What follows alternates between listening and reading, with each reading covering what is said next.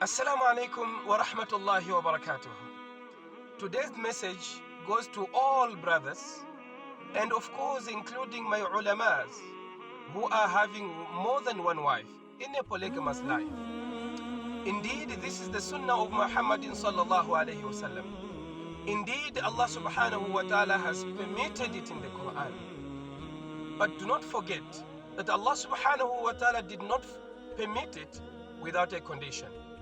The very same ayah which has given us a permission, when you look at the beginning of the ayah, there's a word called al-qist.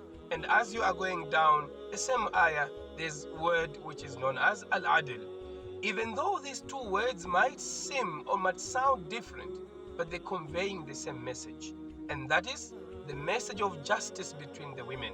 And that is the message of equity and equality, treating all of them in the same way.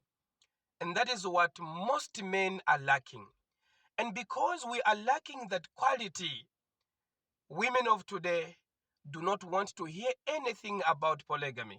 They don't want to hear anything when we're discussing to them, even though convincing them to say that this is an ayah of Allah subhanahu wa ta'ala. What is the beginning? It is us men who are already in polygamous life, we are not treating them well. Do not forget that these are women that their neighbors are in polygamous life. So they know and they see what is happening. They have their neighbors, they do businesses with other women.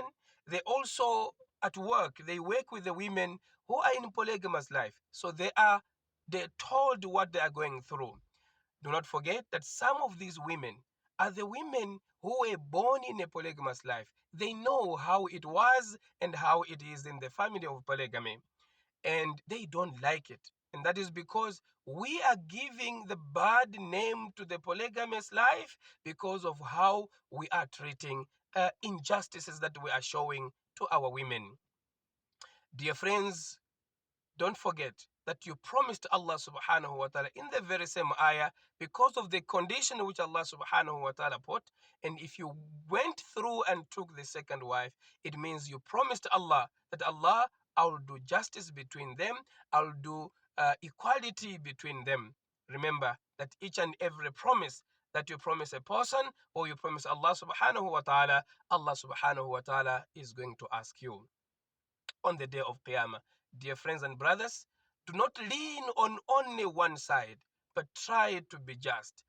Do not forget that when you lean, when you love one person, when you spend on only one woman and you leave the other, you are sowing the seed of hatred between the women.